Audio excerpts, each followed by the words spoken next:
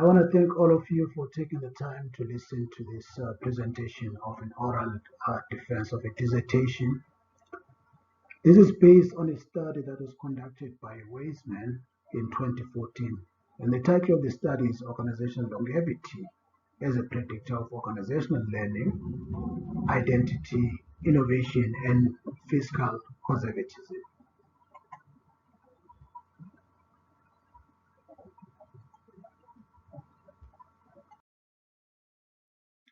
The outline of my presentation will cover the introduction, the research topic, methodology, results, and the conclusions.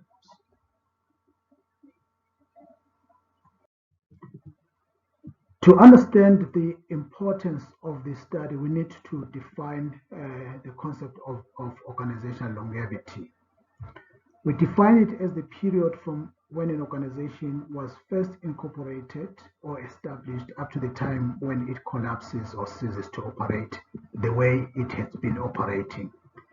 This could be either due to a company becoming bankrupt or being taken over by another, or effectively basically just ceasing to exist and operate the way it had been operating. What we see in the literature is that the life expectancy of companies is diminishing. It is now averaging around 40 to 50 years, and we're seeing very few companies that live beyond 100 years. Why is this of interest? Is because when organizations, particularly large ones, collapse, there's a huge gap that is created in the market. People lose jobs. There's a gap in the economy in terms of the services or the goods that the company was providing.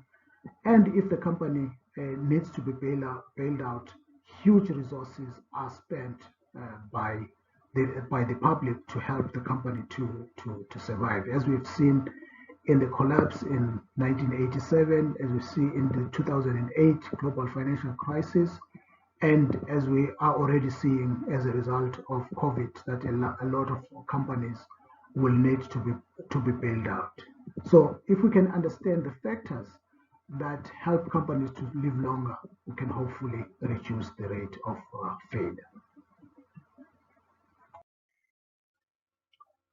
What we have found in the theory on organizational longevity is that those organizations that have lived long have tended to exhibit higher levels of organizational learning, identity, innovation, fiscal conservatism, much more than other organizations. In particular, the person who put together this framework was De Gijs in 2002.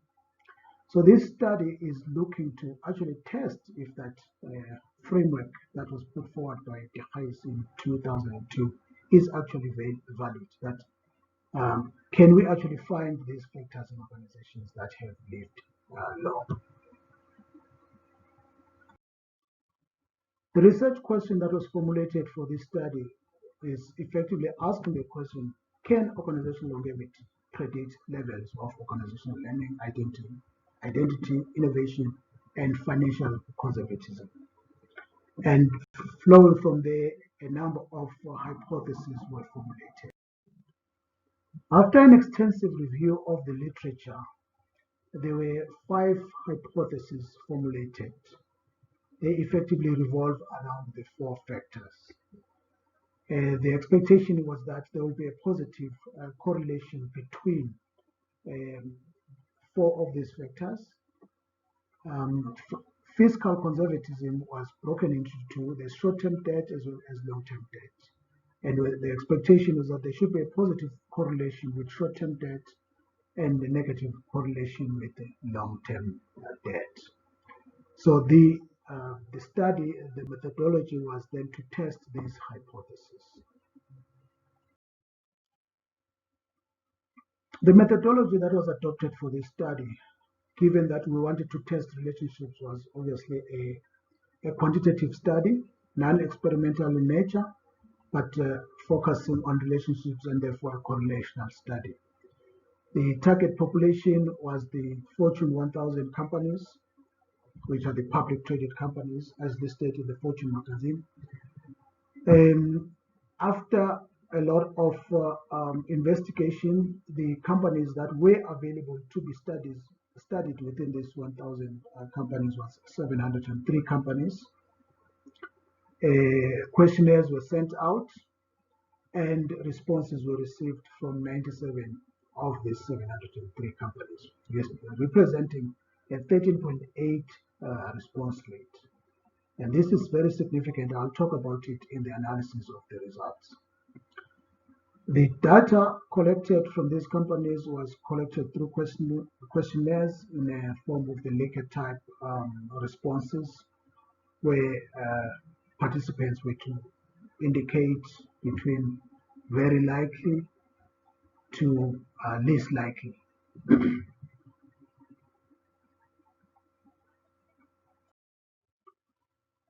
The data for this study was received through a university platform for managing or administering questionnaires. After the data had received, the basic analysis, descriptive statistics, validity, reliability, and all of these things were performed. Power analysis also needed to be performed because of the low response that had been received. And of course, this being a correlational study, a lot of regression was conducted among the variables, all four variables, as well as between each variable and longevity. In addition, once again, due to the low response, non-response bias analysis needed to be undertaken to try and establish the effect of the low response, effectively saying that had the response been better than the 13.8%, would the results be different?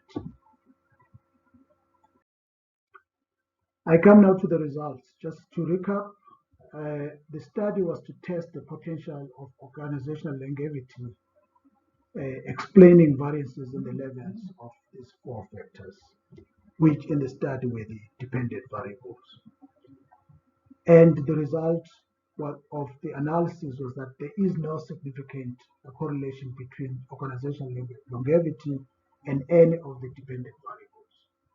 The only significant correlation was actually between two of the variables, but none with organizational longevity.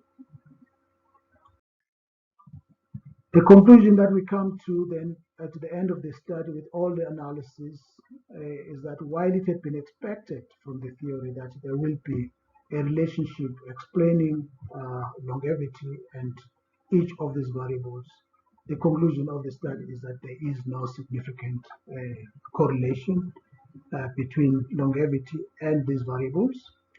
And as such, there is doubt on the validity and usability of the De Gees theory. In the study itself, we also present implications for future studies as a result of this outcome. Finally, I'd like to acknowledge the support of the instructor, Dr. Whitman, and as well as the support of my classmates and their contribution during the course that made me understand the course a lot better. I thank all of you.